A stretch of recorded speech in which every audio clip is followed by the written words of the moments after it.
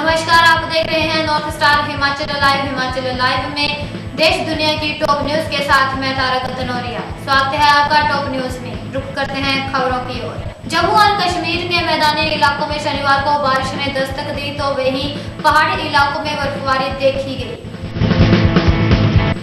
फ्रांसीसी club Paris Saint Germain को अर्जेंटीनी forward एस्किल लावेजी चीनी सुपर लीग क्लब हेवे चाइना फॉर्च्यून से जुड़ सकते हैं। अंतर्राष्ट्रीय मुद्रा कोष की कमान एक बार फिर क्रिस्टीन लेगार्ड संभालेगी। IMF ने अपने प्रबंधक निदेशक के तौर पर दूसरे 5 साल के कार्यकाल के लिए एक बार फिर लेगार्ड को चुन लिया है, जो इस वक्त भी इस पद पर मौजूद है। हरियाणा में जाट आंदोलन ने उग्र रूप ले लिया है, जिसका सबसे अधिक असर रोहतक जिले में देखा जा रहा है। यहां स्थिति को नियंत्रण में करने के लिए सेना की तैनाती हेलीकॉप्टरों के जरिए की गई है, क्योंकि आंदोलनकारियों ने सेना के जवानों के प्रवेश से संबंधित सभी सड़क मार्गों को बंद कर रखा है। भारत में पठानकोट स्थित सैन्य अड्डे पर जनवरी में हुए हमले में आतंकवादी संगठन जैश-ए-मोहम्मद की कथित भूमिका की जांच और इस संबंध में सबूत एकत्र करने के लिए पाकिस्तान का एक जांच दल अगले माह भारत का दौरा कर सकता है। उत्तर प्रदेश में राजधानी लखनऊ व आसपास के इलाकों में शनिवार को सुबह से ही बादल छाए हुए हैं। मौसम विभाग ने राजधानी सहित राज्य के कई जिलों में भारी बारिश होने की संभावना जताई है। बिहार में राजधानी पटना सहित राज्य के अधिकांश हिस्सों में शनिवार को मौसम साफ है और धूप भी निकली हुई है। मौसम विभाग ने अगले 24 घंटों के दौरान राज्य के अधिकांश क्षेत्रों में मौसम साफ रहने तथा तापमान में वृद्धि के आसार जताए हैं। फिल्म अलीगढ़ में समलिंगी प्रोफेसर श्रीनिवास रामचंद्र सिरस का किरदार निभाने वाले अभिनेता मनोज वाजपेयी का कहना है कि उनके इस किरदार को निभाने पर उनके परिवार को कोई एतराज नहीं था, क्योंकि वे उनसे प्यार करते हैं और उनकी आलोचना नहीं करते। राष्ट्रीय राजधानी में शनिवार की सुबह मौसम सुहावना रहा। न्यूनतम तापमान सामान्य से 9 डिग्री अधिक 20 डिग्री सेल्सियस तक दर्ज किया गया। अफ्रीका के मेडागास्कर के जंगलों में 1000 साल पहले हुए व्यापक और स्थायी नुकसान के लिए मौसम परिवर्तन या प्राकृतिक आपदा नहीं थी, बल्कि मानव जिम्मेवार है।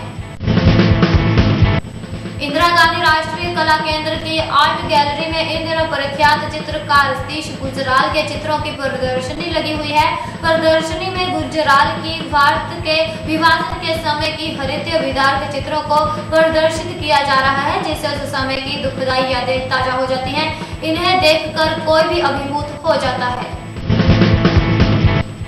टेस्ट इतिहास में सबसे तेज शतक लगाने का रिकॉर्ड न्यूजीलैंड के ब्रेंडन मैकलम के नाम दर्ज हो गया है। मैकलम ने 54 गेंदों पर शतक लगाकर सर विवियन रिचर्ड के 56 गेंदों पर शतक के 30 साल पुराने रिकॉर्ड को ध्वस्त किया है। प्रधानमंत्री नरेंद्र मोदी ने शनिवार को अरुणाचल प्रदेश के स्थापना दिवस पर राज्य के लोगों को बधाई दी।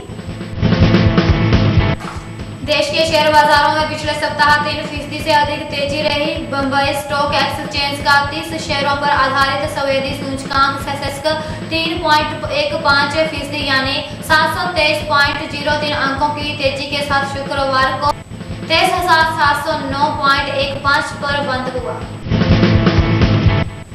PVR में पाटलिपुत्र स्पोर्ट्स कॉम्प्लेक्स में खेले गए पटना चरण में अंतिम दिन शुक्रवार को खेले गए मैच में बंगाल वॉरियर्स ने एक संघर्षपूर्ण मुकाबले में तेलुगु टाइटंस को हराया। वहीं यू मूवा ने मेजबान पटना पायरेट्स को पराजित कर इस सीजन में पटना को पहली हार का स्वाद चखाया। इस सीजन में पटना पायरेट्स की यह पहली पराजय है। केंद्रीय मंत्री मुख्तार अब्बास नकवी ने शुक्रवार को इस बात पर चिंता जताई कि संसद की कार्यवाही बाधित होने के कारण बहुत सारे सुधार विधेयक लटके हुए हैं। भारत देश में विकसित स्पोर्ट्स ब्रांड जेवन को पेश करने के लिए शुक्रवार को राजधानी दिल्ली में शिखर धवन, मेरी कॉम और रोहन बोपन्ना जैसे प्रमुख खिलाड़ी जुटे। सोशल मीडिया में शुक्रवार को जवाहरलाल नेहरू विश्वविद्यालय के वीडियो को लेकर हंगामा जारी रहा। इनमें दावे किए गए कि जो वीडियो सबसे पहले वायरल हुआ था और जिसमें JNU छात्र संघ अध्यक्ष कन्हैया कुमार और अन्य को कश्मीर की आजादी का नारा लगाते दिखाया गया था, हो सकता है कि उससे छेड़छाड़ हुई हो और ऑडियो क्लिप अलग से मिलाया गया हो।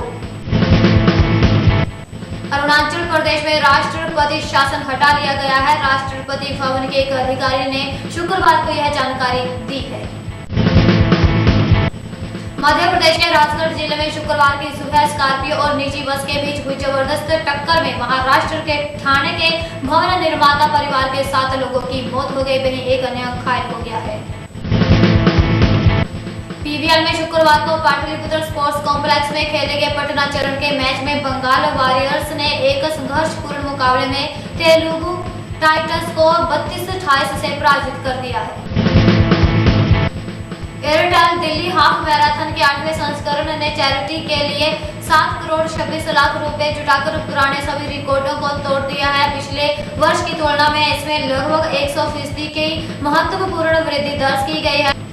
2005 में शुरुआत के बाद से एडीएचएम के इतिहास में जुटाई गई यह सबसे अधिक पूंजी है। एडिडास इंडिया ने यहां खेल के सामान की सबसे बड़ी केंद्रीकृत सुविधा 1DC का उद्घाटन किया।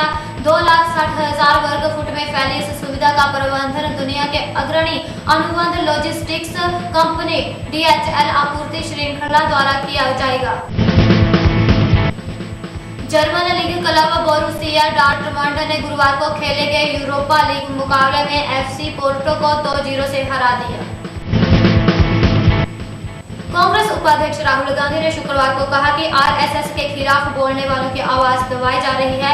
राहुल ने कहा कि उनके खिलाफ साजिश हो रही है, उनकी माइक बंद करा दी जा रही है। बीजिंग में पर्यटन राजस्व लगभग 71 अरब अमेरिकी डॉलर पहुंच गया है। एक पर्यटन अधिकारी ने शुक्रवार को यह जानकारी दी। भारतीय एकदिवसीय और T20 टीम के कप्तान महेंद्र सिंह धोनी ने शुक्रवार को कहा कि उनकी टीम आक्रामकता के मामले में किसी भी टीम से पीछे नहीं है। इसी के साथ टॉप न्यूज में बस इतना ही। मुझे दीजिए इजाजत। नमस्कार।